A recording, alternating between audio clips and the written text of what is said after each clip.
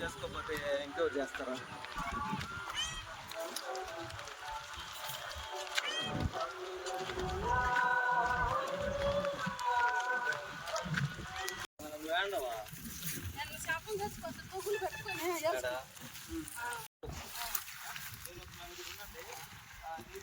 ఆడదాకా మొత్తం గీపించుకోండి. నేను ఎప్పుడు కూడా మాట్లాడుకోండి.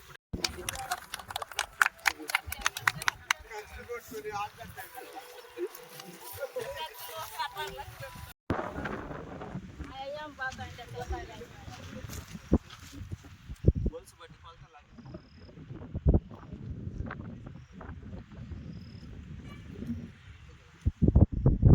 కాలం ఉంది కదా, కాలం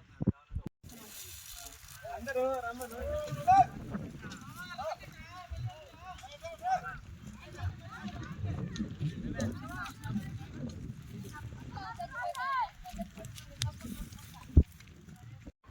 అందరికీ నమస్కారం. నా పేరు బొబ్బేపల్లి సురేష్ నాయుడు, సర్వేపల్లి నియోజకవర్గ జనసేన పార్టీ. సర్వేపల్లి గ్రామ పంచాయతీ పరిధిలో 50 గిరిజన కుటుంబాలు కనీసం 50 ఏళ్ళకి పైబడి ఇక్కడ నివాసం ఉంటున్నారు. వాళ్ళ కళ శ్మశానం.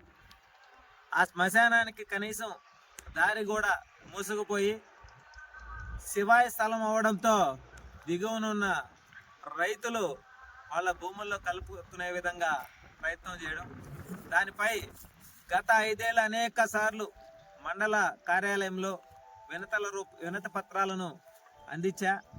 అయినా ఎవరు కూడా స్పందించలా. కానీ నేడు 3 రోజుల ముందు ఒక పెద్దావిడ చనిపోతే వాళ్ళే ఆ కంపంతా నరుక్కుంటా దారి చేసుకుంటా పోయి గూడ్చుకున్నామని చెప్పి వాళ్ళు స్వతహాగా అందరూ కూడా ఆ కంప తొలగించుకునే దానికి ప్రయత్నం చేయడం జరుగుతూ ఉంది. అందులో భాగంగా ఈరోజు మా సోదరుడు మహేష్ చెప్పడంతో మేము ఇక్కడికి వచ్చి చూసాం.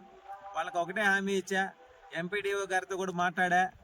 వెంటనే రేపు ఉదయం మండల కార్యాలయంలో ఈ యొక్క విషయంపై ఎంఆర్ఓ గారికి నివేదికనిచ్చి సర్వే చేయించి వాళ్ళకి నీట్గా ఇదంతా కూడా కంప చెట్లను తొలగించి సొంత ఖర్చులతో జేసీబీతో మేమే చేపిస్తామని చెప్పి హామీ ఇచ్చాం. ఆ హామీని నిలబెట్టుకుంటాం.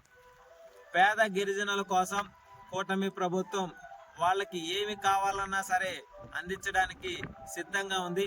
మా అధినేత పవన్ కళ్యాణ్ గారు ఏదైతే గిరిజన తాండాలలో 75 సంవత్సరాల స్వతంత్ర భారతదేశంలో డోలీలలో మోసుకుంటా రోడ్లు లేక బిడ్డలు కనీసం చెప్పులు కూడా లేక అల్లాడిపోతా ఉంటే వాళ్ళందరికీ కూడా రోడ్లు వేపించి ఆ బిడ్డలు చదువుకునే దానికి వాళ్ళకు వైద్యానికి అనేక విధాలుగా సహాయ సహకారాలు అందించినటువంటి విషయం మనం చూసాం.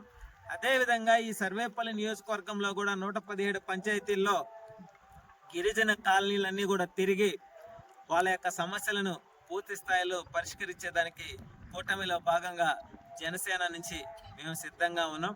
అదేవిధంగా ఎవరైనా సరే మీకు ఈ సమస్యలు ఉన్నాయని చెప్పి మాకు తెలియజేయండి, మేము మీకు అండగా నిలబడతామని చెప్పి మనస్ఫూర్తిగా తెలియజేస్తూ, గతంలో దోచుకోవడం దాచుకోవడం తప్ప గ్రామ పంచాయతీలలో అభివృద్ధి చేసిన పరిస్థితి లేదు.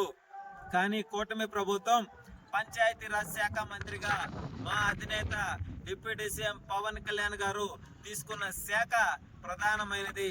అందులో భాగంగా గ్రామాలలో సమస్యలను పరిష్కరించడమే మా లక్ష్యంగా పనిచేస్తామని చెప్పి మనస్ఫూర్తిగా తెలియజేస్తా ఉన్నాం ఈరోజు.